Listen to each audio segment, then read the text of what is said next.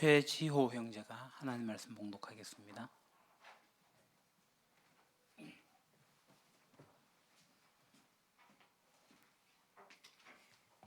오늘 우리에게 주시는 하나님의 말씀은 고린도후서 4장 14절입니다. 제가 하나님의 말씀을 봉독하겠습니다. 예수를 다시 살리신 이가 예수와 함께 우리도 다시 살리사 너희와 함께 그 앞에 서게 하실 줄을 아노라. 아멘.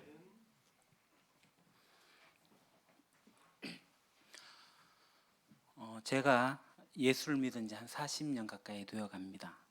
그런데 제가 신학교에 가기 전까지 부활이 그렇게 중요하다고 생각을 못했어요. 누구도 저한테 부활이 중요하다 가르쳐 주질 않으셨어요. 성경을 읽었지만 부활이 제 속에 이렇게 들어오지 않았어요. 그냥 죽고 난 다음에 부활한다는 거, 그 정도 수준에서 중요하다 이렇게 생각을 했던 것 같아요.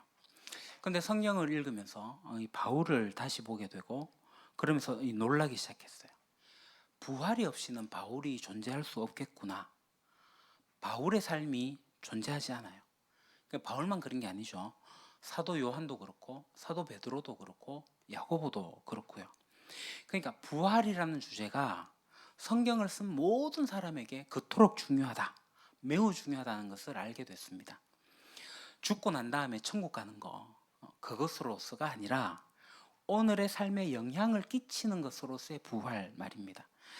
제가 그래서 오늘은 이 고린도 전후서에 나타난 바울이 이야기한 몇 가지를 가지고 함께 나누려고 해요. 바울이 고린도 후서에서 이렇게 얘기를 합니다. 우리 같이 한번 읽어볼까요? 시작. 그런데 그리스도께서 모든 사람을 위하여 죽으신 것은 이제부터는 살아있는 사람들이 자기 자신들을 위하여 살아가도록 하려는 것이 아니라 자기들을 위하여서 죽으셨다가 살아나신 그분을 위하여 살아가도록 하려는 것입니다. 아멘. 여기서 무슨 얘기를 하냐면요, 사람들은 다 자기 자신을 위해서 살아간다고 얘기하고 있어요. 근데 예수 그리스도께서 모든 사람을 위해서 죽으신 것은 자기를 위하여 죽으셨다가 살아나신 누구를 위해서요? 그분을 위해서 살아가도록 하려는 것입니다. 그러니까 예수님의 부활, 예수님이 정말 죽었다가 부활하셨다는 것은 그것을 통해서 예수님 자신이 이 온 우주를 다스리시고 있는 분이라는 것을 증명하고 있는 겁니다. 여러분, 하나님은 우리의 수단이 아닙니다. 우리가 우리의 무슨 축복을 얻어내기 위한 도구로서 하나님이 존재하지 않으세요. 하나님은 수단과 도구가 되는 것을 철저하게 거부하십니다. 여러분, 기도 한번 해보십시오. 하나님이 우리에게 그렇게 수단이 되어 주시는 분이 아닙니다. 여러분의 하나님이 어떤 분이세요? 하나님이 여러분에게 목적이 되십니까? 그러니까 바울이 여기서 뭐라고 얘기하냐면, 예수님이 그렇게 죽으셨다가 부활하신 것은 이제는 사람들이 나 자신을 위해 살지 않고 바로 그렇게 죽으셨다가 부활하신 분을 위해서 살도록 하였기 때문이다, 그 얘기하는 거예요. 사람들은 자기 위해 살잖아요. 돈 벌죠, 공부도 그렇게 해서 하죠, 명예도 그렇게 해서 갖죠, 지위도 그렇게 해서 갖죠. 그러고 나면 이제 자기 거 누립니다. 자기 거 누리면서 그렇게 살아가요. 그렇게 살면서 조금씩 다른 사람 도와주기도 하고 그렇게 살아가요. 그게 대부분의 사람들의 삶입니다. 대부분들의 사람들의 삶은 자기를 위해서 살아요.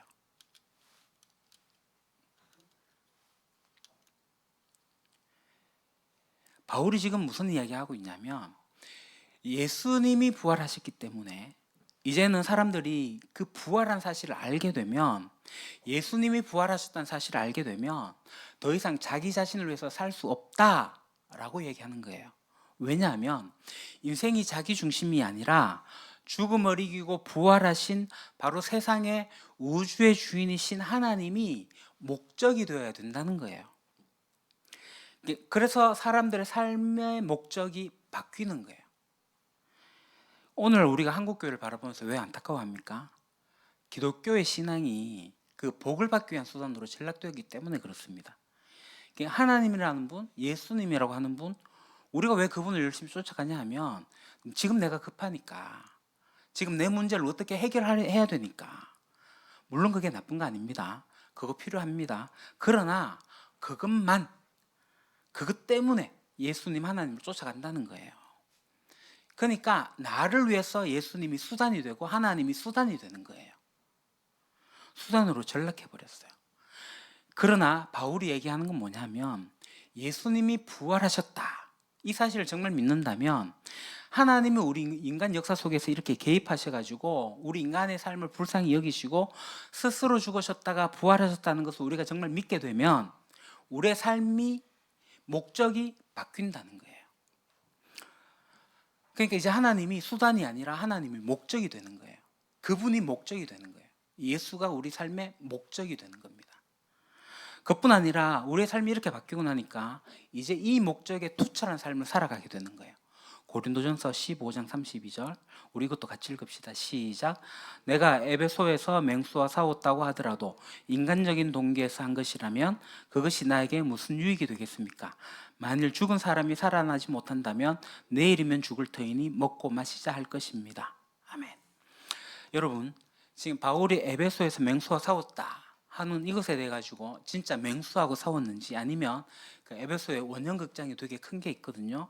2만 5천 명 정도 들어갈 수 있는 그 원형극장에서 박해를 받으면서 마치 검투사처럼 거기서 맹수와 싸워야 되는 어떤 검투사들의 놀잇감처럼 그렇게 사용되었는지 잘 모릅니다. 근데 하여간 어쨌든 간에 이 내용이 뭐냐면은 이 맹수와 같은 그런 자기의 생명이 위협을 받을 수 있는 그런 상황임에 있을지라도 그럼에도 불구하고 그 일을 추진했다는 겁니다. 그거 왜 그렇게 했느냐? 그 얘기를 하면서 뭐라고 그래요?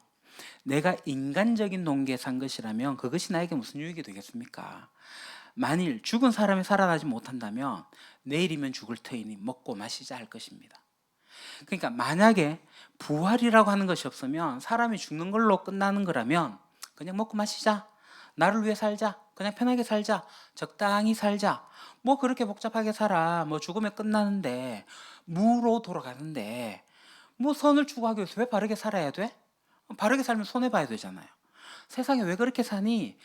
다른 사람 적당히 속이면서 편하게 살면 되지. 나만 행복하면 되지. 그러나 나는 그렇게 할 수 없다는 거예요. 맹수와 싸우면서까지 이 길을 가야 되겠다라고 바울이 얘기하고 있는 거예요. 삶의 목적이 자기에게 주어졌거든요. 이제 그 목적을 위해서 투철하게 살아가야 되겠다라는 거예요. 거기에 어디서 왔다고요? 부활이 있기 때문에 그렇다는 겁니다. 전 제 주변에 많은 사람들을 봅니다. 실제로 신앙생활을 이렇게 깊이 하신 분들을 보게 되면 그분들이 잠을 줄여요. 왜 잠을 줄이는지 아십니까? 잠잘 거 다 자고 성경 읽고 기도 못 하거든요. 그러니까 성경 읽고 기도해라 하면 뭐 돈이 막 떨어지지도 않습니다. 뭐 돈 떨어지면 성경 읽고 뭐 기도하는 거 한 하루에 8시간씩 하게요? 더 많이 하게요? 아니에요. 성경 읽고 기도하는 시간을 가지게 되면 그만큼 다른 일을 또 보충할 수 있는 시간을 할애해야 됩니다. 뭐 기도하고 막 성경 읽고 그러면 하나님 그렇게 이상한 분 아니거든요. 그런 사람한테 아이 그놈 참 마음에 드네. 보너스 줘야 되겠다. 이렇게 하지 않으세요. 그런데 부활을 아는 사람은 잠을 줄여요. 왜요? 다른 사람을 섬기기 위해서. 다른 사람 돕고 이러는 분들을 보면 자기의 시간을 절약합니다. 텔레비전 볼 거 다 보고 잘 거 다 자고 그러면서 어떻게 우리가 다른 사람을 섬기겠습니까? 못합니다. 그거는 다른 사람을 섬기고 예수님 정말 나를 사랑하셔서 예수님이 그렇게 돌아가신 것처럼 예수님이 다른 사람도 그렇게 사랑하신다는 걸 알게 되면 내가 그 사람들을 위해 가지고 나를 훈련하기 시작하는 거예요. 잠을 적게 자려고 애쓰고요. 성경 읽고 기도하는 시간을 더 가지려고 애쓰고요. 그러면서 몸도 더 건강하게 만들려고 하고요. 자기 자신을 선명하고 투철하게 하려고 해요. 게을러지기가 싫어지기 시작합니다.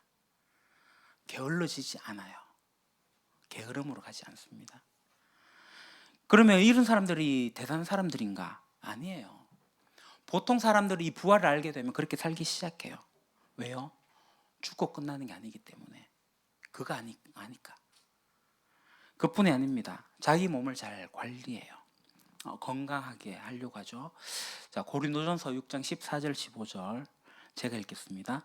하나님께서 주님을 살리셨으니 그의 권능으로 우리도 살리실 것입니다. 여러분의 몸이 그리스도의 지체라는 것을 알지 못합니까? 그런데 내가 그리스도의 지체를 떼어다가 창녀의 지체를 만들 수 있겠습니까? 그럴 수 없습니다.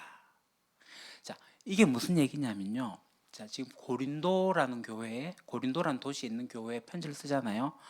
이 고린도라고 하는 도시는요, 우리가 사는 이 시대의 어떤 도시보다도 타락한 도시였고, 오늘 이 세대보다 훨씬 성적으로 타락한 세대였습니다. 이런 말이 있습니다.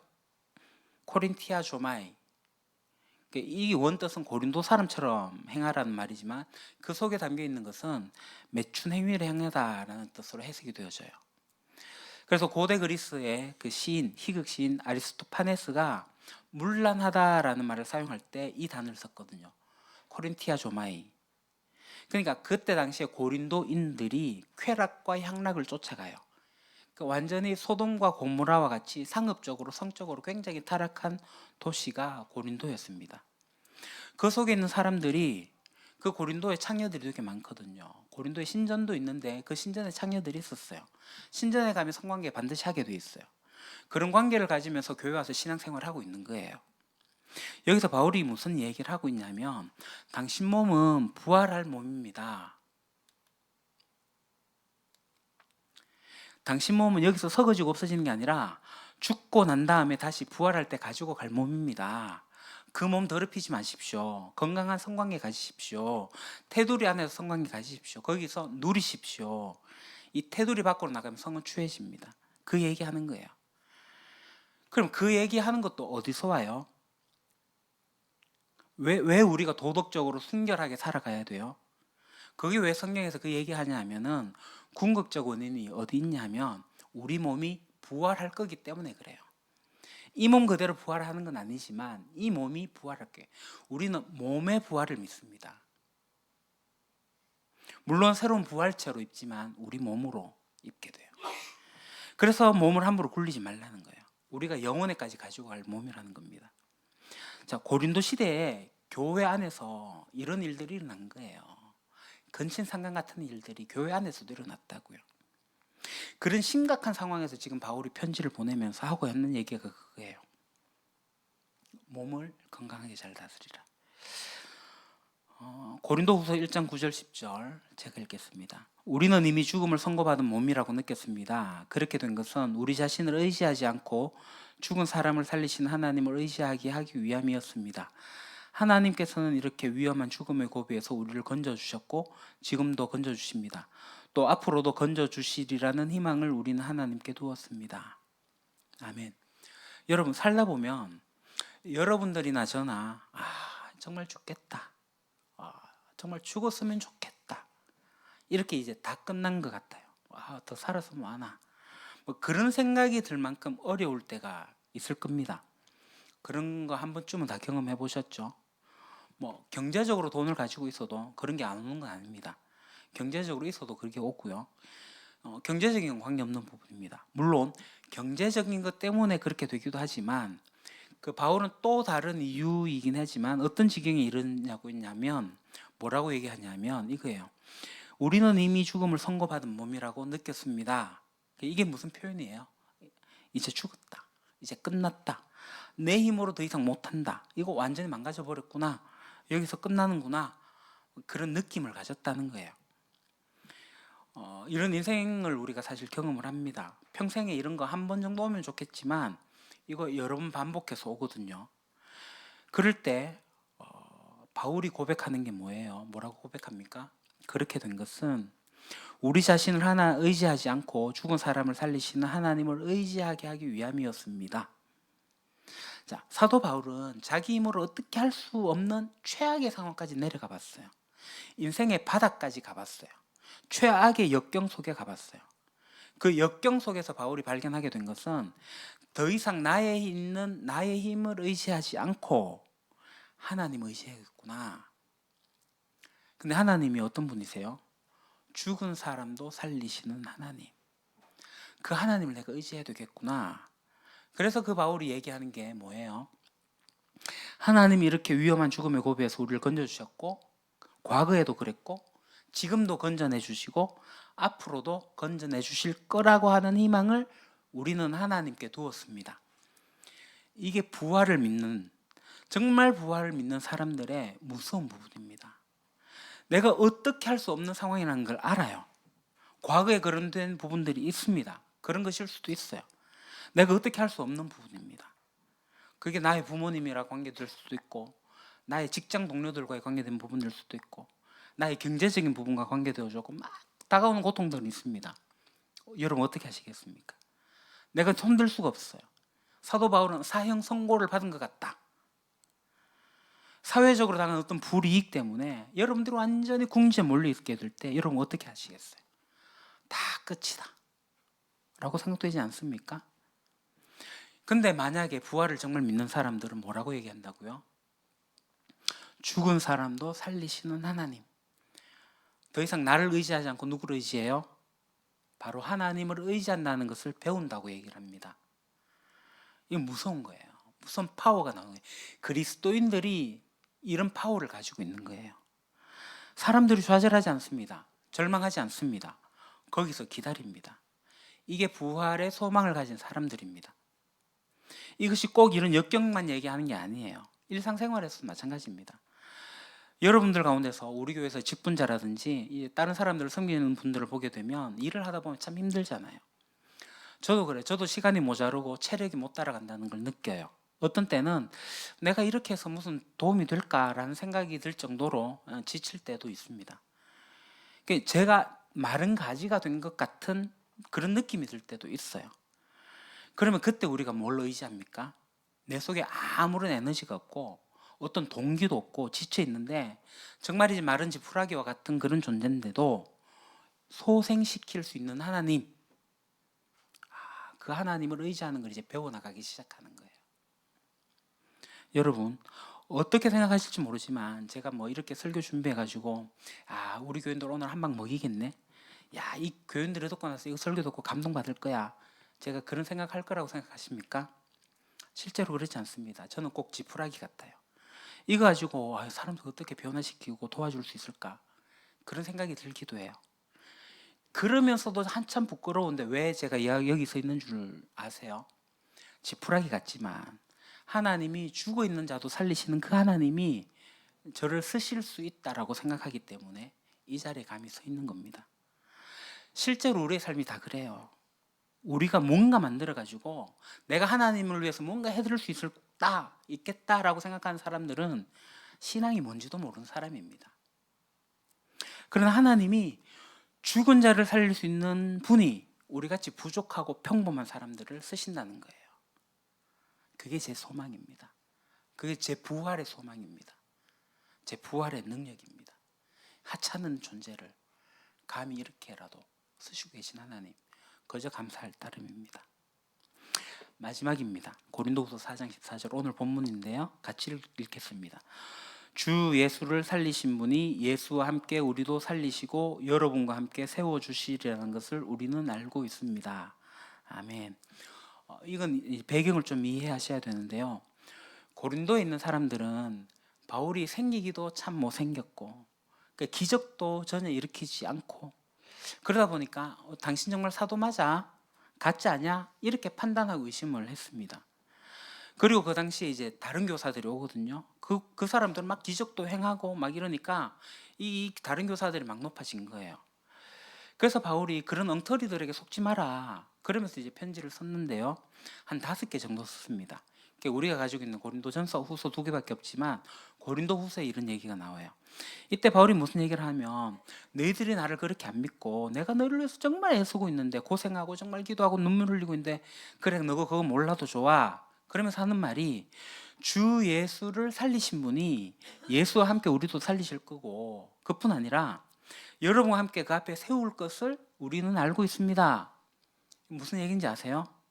자, 제가 이제 설교하고 가르치는데 성도님들이 뭐 그렇진 않지만 이웃 교회 목사님들하고 비교하면서 우리 목사님 생기기도 못생겼고 노래도 못하고 설교 시간 설교 듣는 거 들어보면 자장가 하는 것 같아 라고 이러면서 옆집 목사님 더 잘하셔 막 이런 얘기를 자꾸 저한테 하게 되면 제가 어떻겠습니까? 겸손하니까 예 그렇죠. 이렇게 하지 않습니다. 제 속에도 화가 막 나겠죠. 뭐 화나면은 가끔 설교하면서 막 고함을 치기도 하겠죠. 분노를 터뜨릴 수도 있습니다. 근데 바울이 어떻게 하냐면 그런 상황에서 그 사람들 향해 가지고 뭐라고 얘기하냐면 하나님께서 우리를 살리실 거고 그 마지막 날에 당신들과 나를 함께 세우실 겁니다. 나 그때까지 기다릴 겁니다. 나 당신들에 대한 사랑 포기하지 않을 거예요. 나 미워해도 돼요. 나 싫어해도 돼요. 그러나 나는 당신들 사랑할 거예요. 하나님 앞에 같이 설 거예요. 그 얘기하고 있는 거예요. 여러분, 여러분들이 사랑하고 여러분들이 정말 좋아하려고 애를 쓰지만 반응이 오지 않는 사람들을 보면 어떻습니까? 굉장히 힘들잖아요. 그 마음도 알아주지 못하고 진위를 이해하지 못하게 되는 사람 만나게 될 때 굉장히 억울하거든요. 지금 바울이 그런 상황이에요. 근데 바울이 나는 그날에 우리를 함께 살리실 거기 때문에 그때까지 난 당신을 위해서 최선의 노력을 하겠습니다. 그래서 고린도에 그런 말까지 하죠. 내가 해산의 수고를 합니다. 아이를 낳는 그 고통 내가 다시 겪습니다. 그렇게까지 얘기를 해요. 이걸 이제 불굴의 사랑으로 제가 표시했는데요. 그러니까 사실 바울은 저하고 별반 다를 게 없는 사람입니다. 이제 훗날 하나님 나라 가서 제가 바울 할아버지를 만나면 뭐 혼날 수도 있겠지만 바울 성격 굉장히 나빴어요. 베드로도 성격이 그렇게 좋은 사람 아니었습니다. 제가 볼 때 그분들도 저하고 별반 다를 거 없었어요. 그런데 왜 그분들은 불굴의 사랑을 할 수 있었을까요? 그분들은 이 부활을 정말 알고 있었기 때문에 그래요. 사람들 향해서 실망하지 않고 끝까지 그들을 사랑하게 되는 일은 그들에게 부활이 있었기 때문입니다. 그래서 제가 부활을 믿기 때문에 여러분들이 부활을 믿기 때문에 우리는 부활을 믿기 때문에 아무리 나를 미워하고 나를 핍박하고 나를 몰아치는 사람들을 향해서라도 사랑을 포기하지 않는 거. 원수조차 사랑하라고 하는 그 예수님 말씀이 왜 가능한가? 부활이 있기 때문에. 사랑하는 여러분, 예수님이 부활하셨다는 사실을 받아들인 사람은요, 삶의 목적이 바뀌어요. 그리고 그 삶의 목적에 투철하게 살아가기 시작해요. 시간을 헛되이 보내지 않습니다. 주변 사람들의 힘듦과 어려움들을 그냥 지나치지 않습니다. 그뿐만 아니라 부활의 소망을 가진 사람들은요, 자기 힘을 의지하지 않아요. 하나님을 의지하면서 살아갑니다.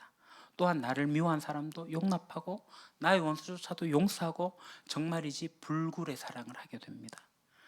부활은 역사적 사실이고 진짜 있었던 일이고 그뿐 아니라 부활이 오늘날 나에게 이런 의미가 있습니다. 이렇게 다가옵니다. 부활의 소망, 부활의 능력을 믿는 사람들은 부활 때문에 내 인생이 달라졌습니다. 내 인생 때문에 내 인생 사고방식이 달라졌습니다. 라고 고백하면서 살아갑니다. 그래서 부활의 삶을 미리 앞당겨 살아가는 거예요. 이 세상의 방식으로 살아가지 않는 전혀 다른 삶을 살기 시작하는 거예요. 우리는 예수 그리스도의 부활로 하나님 나라 백성으로 살아가는 사람들입니다. 기도하겠습니다. 하나님, 우리가 예수 그리스도의 부활을 무작정 믿는 게 아니라 우리에게 이렇게 생각할 수 있는 이성을 주신 것을 감사합니다. 그뿐 아니라 누릴 수 있는 굉장히 많은 것들을 저에게 주신 것을 감사합니다. 예수님이 죽으시고 부활하셨다는 사실이 단순한 동화도 아니고 그냥 우리가 천국에 가기 위해서 주어진 그런 상징도 아니고 오늘 나에게 내가 가지고 있는 이성과 내가 가지고 있는 너무 많은 축복을 어떻게 다루고 살아가야 될지 분명하게 생각하게 해주는 그 놀라운 축복, 그 부활의 축복이 오늘 우리에게 있기를 소망합니다. 하나님께서 원하시는 이 길을 잃어버린 이 시대를 긍휼히 여기시고 하나님의 방법을 다시 되찾고 회복하는 저희들이 되게 해 주십시오. 부활의 소망과 부활의 능력으로 살아가게 해 주십시오. 예수님의 이름으로 기도합니다. 아멘.